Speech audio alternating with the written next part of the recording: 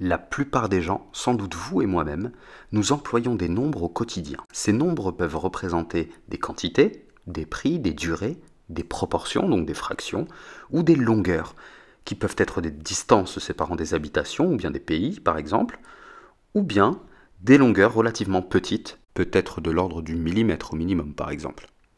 Mais les scientifiques, quant à eux, sont souvent amenés à étudier des choses qui tendent vers l'infiniment petit ou l'infiniment grand. Ils utilisent donc des nombres beaucoup plus petits ou beaucoup plus grands que ceux que nous utilisons, ce qui nécessite non seulement des unités adaptées, mais aussi un système d'écriture particulier pour pouvoir écrire ces nombres dans les unités du système international et pour pouvoir, entre autres, comparer certains de ces nombres entre eux.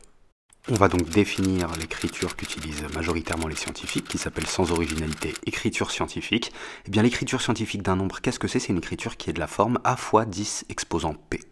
Attention, A doit être un nombre en écriture décimale dont la distance à 0 est comprise entre 1 inclus et 10 exclus. Et P qui est un entier relatif, qui peut être positif ou négatif. Alors là, j'en vois déjà qui ont grimacé pour A. Eh bien, A, en fait, en disant que sa distance à 0 est comprise entre 1 inclus et 10 exclus, cela veut tout simplement dire qu'il s'écrit comme plus ou moins 1, quelque chose, ou plus ou moins 2, quelque chose, etc., jusqu'à plus ou moins 9, quelque chose. Autrement dit, il n'a qu'un seul chiffre avant la virgule, et c'est un chiffre différent de 0. On connaît la maison alpha oméga, on va tout de suite vous donner 4 exemples de nombres, et on va vous demander s'ils sont ou pas en écriture scientifique. Et bien sûr, s'ils ne le sont pas, n'oubliez pas de justifier pourquoi.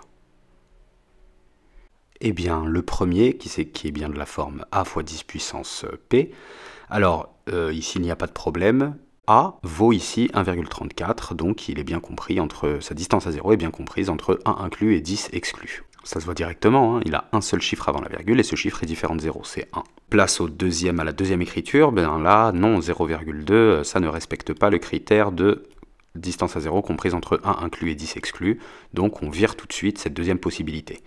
On passe à la troisième écriture, moins 9 fois 10 puissance 18. Alors ici, il n'y a pas de problème au niveau de la puissance, mais moins 9, là, il est compris, sa distance à 0 est 9, elle est bien comprise entre 1 inclus et 10 exclus, donc moins 9 fois 10 puissance 18, eh bien, il est un nombre en écriture scientifique. Et enfin, 10 facteurs de 10 exposant 18, eh bien là, non. Hein.